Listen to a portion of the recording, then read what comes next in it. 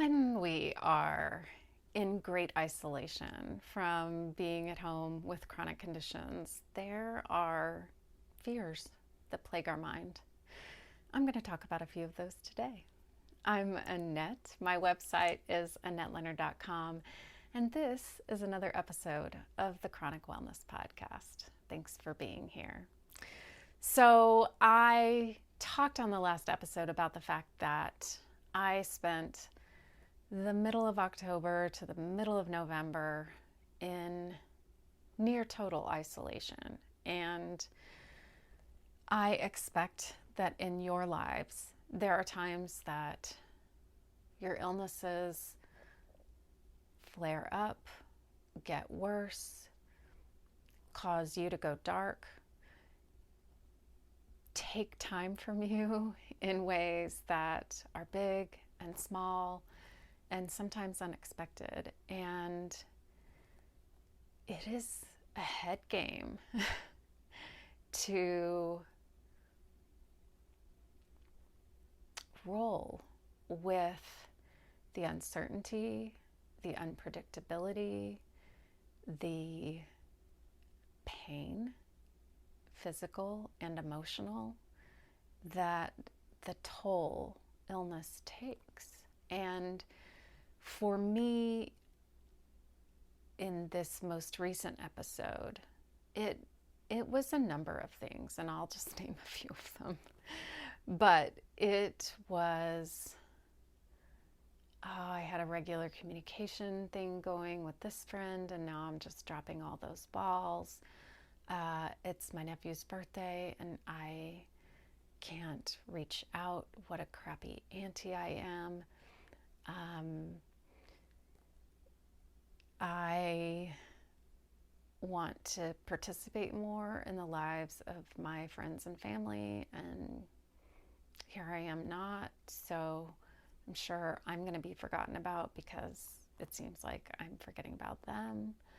It was worthiness kind of fears to the tune of, well, their lives just keep going on without me, so at some point they'll just forget and stop including me because I'm so seemingly flaky because my illness requires that I go offline so unpredictably. And then there's the more internally focused stuff like, holy shit, this pain is so bad. What if it's always this bad? I don't know if I can manage, I can handle, I can keep up with pain. I don't think I can keep living if it is like, what if it doesn't abate? What if this is my new normal?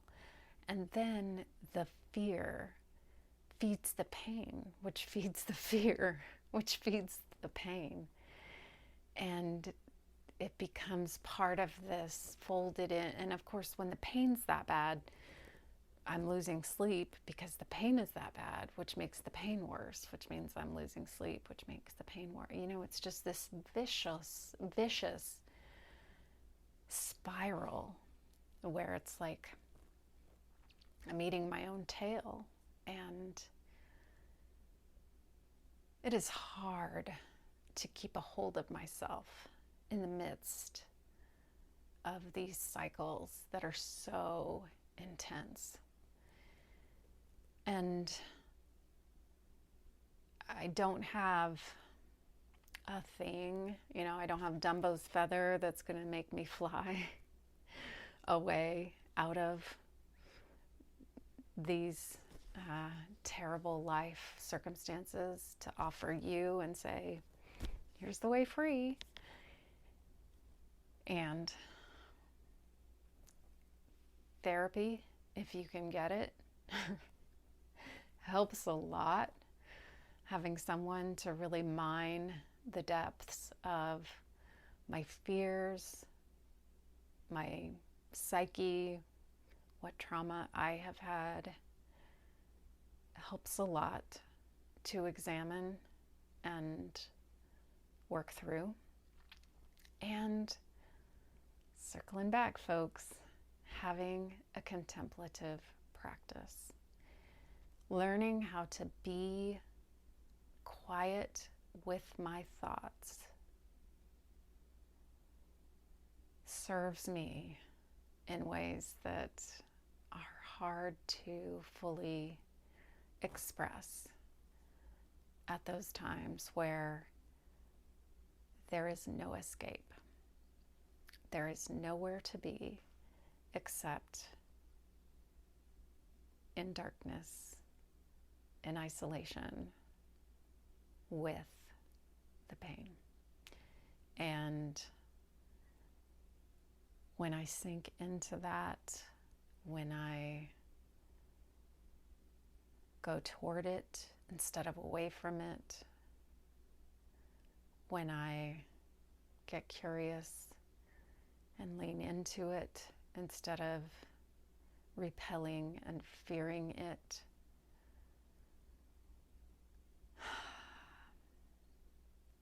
I'm not going to say it's a place of peace, but it's more often a place I can tolerate. Not a lot of comfort, but it is how I muddle through. It's how I muddle through. And sometimes muddling through is all one can do. And this time, folks, I've been at this for a decade and a little bit more.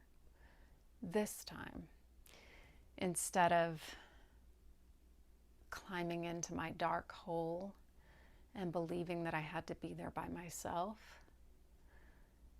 toward the beginning, I sent a voice memo to 4 of my closest friends.